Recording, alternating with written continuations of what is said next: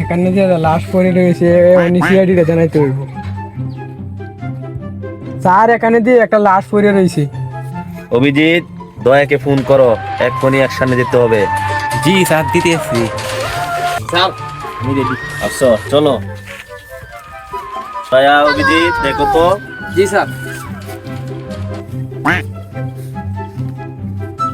দয়া, অভিজিৎ, লাশের চেহারা এরকম কেন, তোমরা কি বুঝতে পারছো?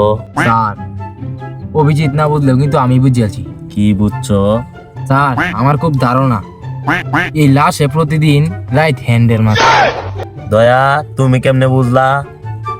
স্যার, এই চেহারাটা দেখলেই বোঝা যাইতেছে আল্লাহর হইতেছে ইঙ্গেল।